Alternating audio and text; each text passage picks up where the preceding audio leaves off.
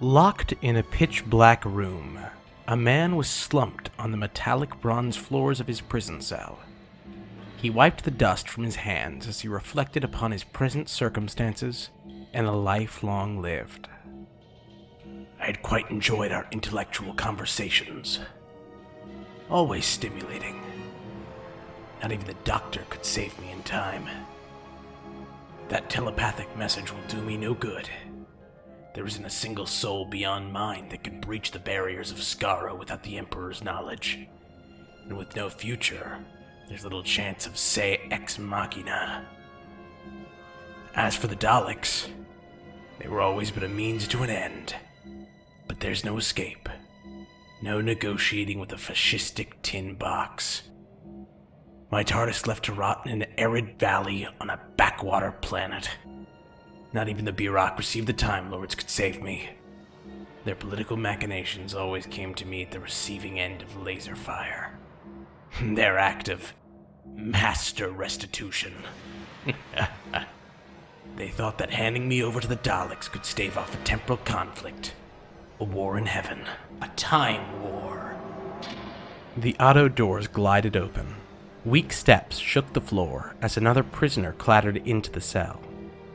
I struggled to think of a reason why the Dalek prelature would entertain 2 execution orders in one day. I know that Skara isn't exactly renowned for its accommodations, but 2 prisoners to be confined within a cell this small? I can assure you, there's only one Time Lord confined here. A mathematical error. I can't say whether I find myself forgiving or without a suitable weapon. The imprisoned master wipes his eyes, and the lights begin to flash, turning on. Before him stood an emaciated figure. Garbed in tattered cloth, the rotting flesh stung the senses. But what shook the master was not the scent, but the sense of recognition. Oh, you. I am the Master. How can I be of assistance?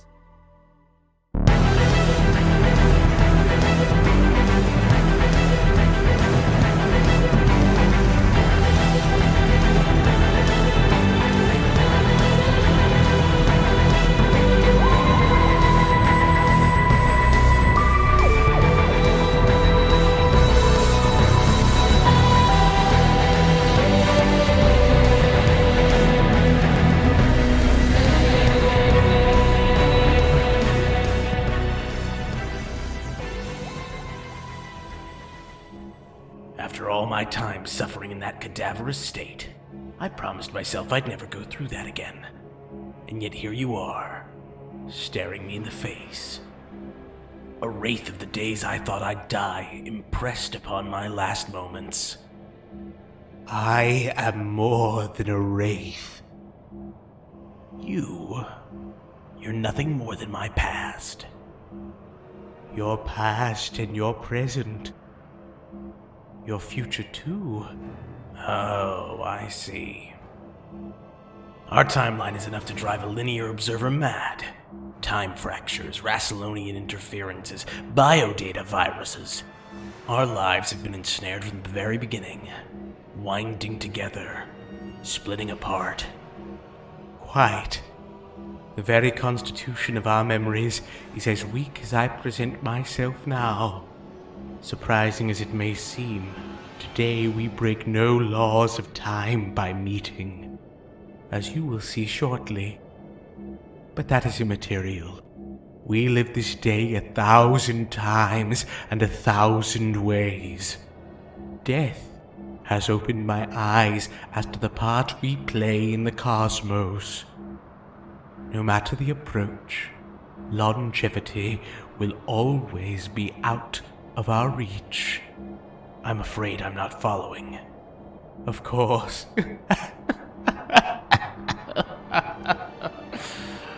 There are greater designs at play. We are to be executed.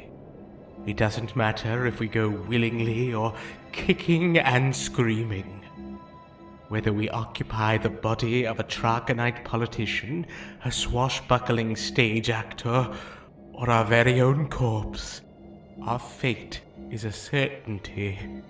execution at the hands of the Dalek Prelature. But if I am to be executed, then why are you here? Where? No, when do you come from? I certainly don't remember giving my future self a visit on his deathbed.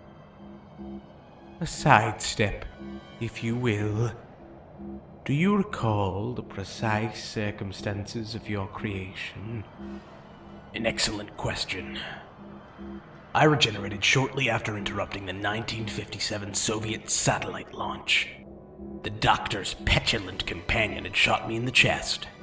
Through my ingenious design, the TZUN had granted me a nanite solution, a new life cycle, a pure Time Lord body. Not exactly. The TZUN Confederacy, while highly advanced, were no miracle workers. They needed a workplace of sorts. So with our biodata imprint, they went to work on several models. They had to be sure the sequences had worked as they had designed. A hatchling. A duplicate. A copy. So, are you the original? Am I merely your facsimile? Or are you mine? It must be one or the other. To tell you the truth, I care little for the philosophical conundrum. I am practical. The facts, then. Both of us managed to retreat with the aid of a Stattenheim remote. One of us left rather early, and the other rather late.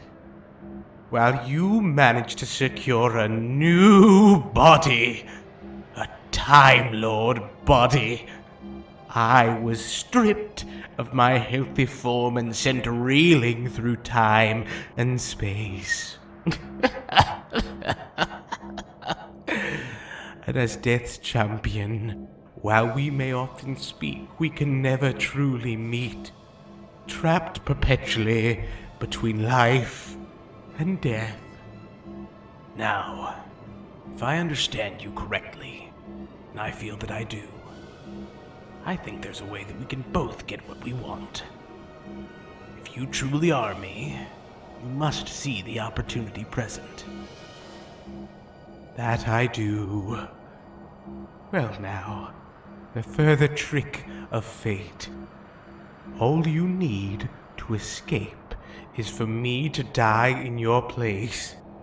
If the Daleks were to find me dead in this cell, they'd hardly feel the need to hunt you down. At your core, we are the same man. Cut deep enough, you will find me. The decaying man offered the master his staser. The healthier Time Lord made to refuse it, quite shocked, but the wraith pressed it into his hands decisively. I suppose, thinking practically, it would not do either of us any good for there to be two masters in the universe. And look at me. Look at you. One of these bodies is not like the other.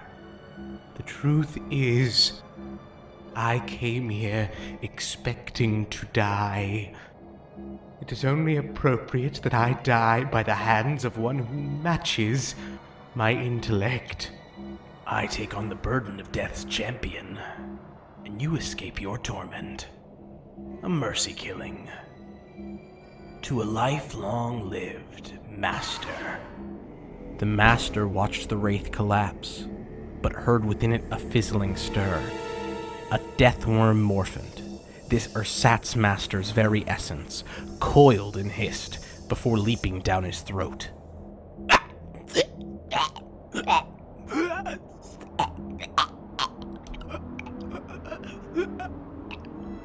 Like I had said, I came here expecting to die. But don't worry. Self-preservation has always been my strong suit. The lights disappeared. The groan of a localized transmat beam was all that he needed to understand what was to come. The Master, content with knowing his machinations would soon come to fruition, let out a triumphant smile and closed his eyes. While his view was obstructed, he could feel the eye stalks of the Dalek Prelator looking down upon him. The Dalek litigator had rendered its final judgment, and the Emperor of the Daleks, supreme among supremes, had descended from the Imperial spire to give the order. It was time. For your crimes against the Daleks, for your deliberate attempts to destroy and usurp our rightful place as the supreme creatures of the universe, you are sentenced to extermination. Have you any last words?